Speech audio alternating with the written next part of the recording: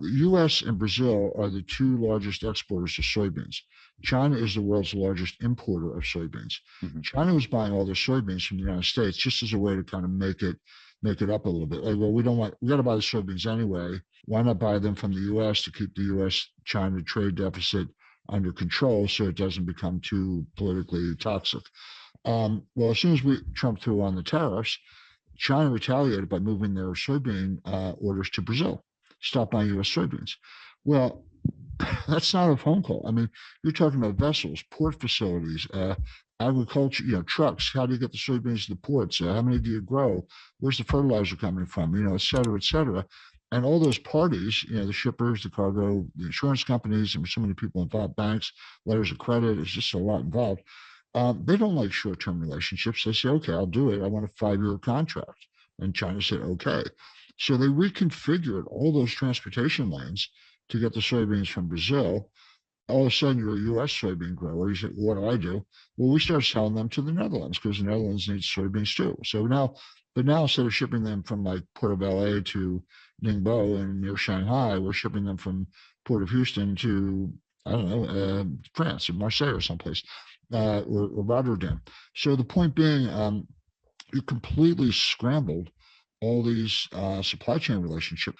I talked to the guy who, like this is a worldwide endeavor, but he was probably the single most responsible individual for all the significant developments in the supply chain in the last 30 years. And he said to me, Jim, you have to understand, it took us 30 years to build it. We blew it up in 3 years. It's not going to come back overnight. It's going to take 10 years or more to rebuild it. And what I talk about in the book is supply chain 1.0, which is 1989 to 2019, and then supply chain 2.0, which kind of starts now, but is going to go indefinitely because it's going to take a long time to put this together. It's it's like dropping a vase and it breaks in 1,000 pieces. You can't put it back together. You got to go buy a new vase. And that's what's going on with the supply chain. There will be a supply chain, there always is, but the new supply chain will look very different from what we've just gone through. Because the whole 30 years of period I'm describing was built on efficiency. Lower cost, lower cost, lower cost. It's kind of the Walmart model. So yeah, just-in-time inventory, everyone knows about that. But there's something called cross-stocking. That's where a truck pulls up at a warehouse and you unload it. Instead of putting the stuff in the warehouse, you move it to another truck that then goes to a destination. The stuff never goes in the warehouse. Inventories are very expensive. They're costly to finance. You got to move the stuff around. It's called picking. Pick the stuff off the shelf. I used to drive a forklift, so I know a little bit about it. And put it on a truck. I used to have more trucks too. So hey, I've got 7 suppliers. Why don't I cut it down to 3 and do bigger contracts with each one and get lower unit costs? I've got 5 transportation lanes. Why don't I cut that down to 2? Get everything to Los Angeles and Seattle, as the case may be, et cetera. And they did it for 3, and they got costs lower, and Walmart and Amazon were the champions of this, but everyone else was doing it. But they missed something. What they missed was that while they were getting those unit costs lower for consumers, there were hidden costs, and the main hidden cost was you were creating greater frailty. This whole system was subject to a massive, massive breakdown. So, what happens if you have 2 suppliers and they both go on strike?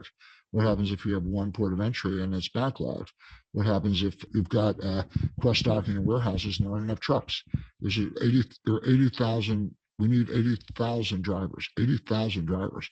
Wish they'd hire them instead of these IRS agents. But the point being, it is breaking down all across the board. Now, can it be put back together?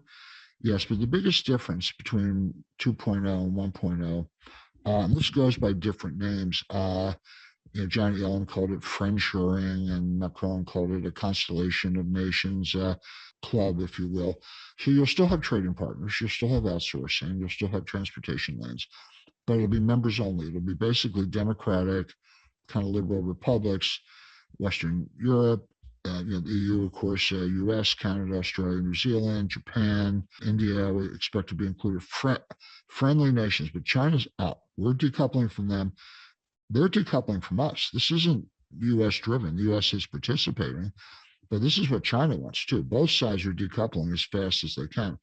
China can develop its own network, maybe Central Asian republics, some Southeast Asian suppliers and so forth, but they're going to lose customers. Well, most of their customers actually in the United States. We won't buy their stuff, and we won't sell them our stuff, particularly high tech stuff. So the world's going to break, and these new clubs are going to be formed, and there will be trade, and there will be transportation lanes, but it'll be much more restrictive. Now, will prices be a little higher? Yes, but it'll be more secure. So the way I describe that, if you buy insurance on your house, or I buy insurance on my house, you don't want your house to burn down. You hope it doesn't. But if it does, you don't think your insurance premium to a waste of money. Like when you write that check, you're like, that's money well spent. When you pay higher prices for consumer goods, the delta between the old price and new price is your insurance premium for a more reliable system. And also, there's a big national security component to this. And I talk about Russia and Ukraine and China in the book. So that's all. So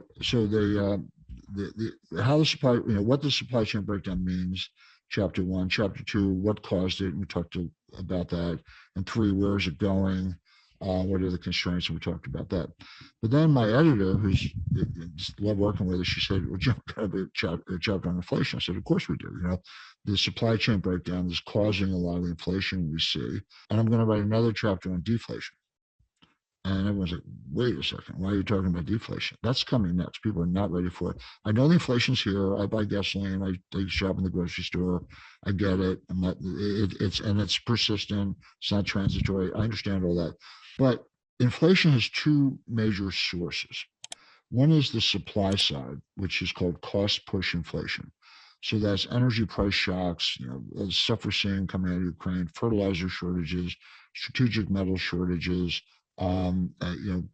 component suppliers who can't deliver stuff to factories in Germany and they're shutting down, et cetera. The other cause is from the demand side, and that's called demand pull inflation. Basically, it's psychological. Consumers pull demand forward. They're like, hey, I was thinking of buying a refrigerator. I better buy it today because the price is going to go up in 6 months. And in the 70s, we had both. It started with cost push with the Arab oil embargo, but it ended up demand pull. I was starting my career at the time. Your boss would just give you a raise. You didn't even have to ask. Inflation was going up so fast. Like, I better give this guy a raise. Here's another, $30,000 or whatever, because people would quit. And that sort of spun out of control until Volcker squashed it all. Right now, we do not have demand pull inflation. We don't. This is not what's going on. We do have cost push inflation. The difference is hugely important because cost push inflation from the supply side, which is when I talk about in the book, it's real, prices go up, but it's self-negating. The old saying that the cure for higher oil prices is higher oil prices, because when they get too high, people stop driving. They shut down various activities. By the way, if you're unemployed, you're not buying any gasoline because you're not going anywhere. I mean, that's kind of a nasty way of putting it, but that's how cost push inflation, tips into a recession, and then prices come down. And we saw that in 1974. You had Jerry Ford and Alan Greenspan walking around with they had these win buttons, WIN, which stood for whip inflation now, except we had a recession and prices collapsed. Now it came back by 77 with for a lot of reasons, but right now we don't have demand pull, we have cost push. It will go away when this economy goes into recession, and then we're going to be talking about disinflation and deflation, which are kind of close cousins. And the Fed's going to be out on a limb as usual, raising rates in the face of a recession and a price collapse.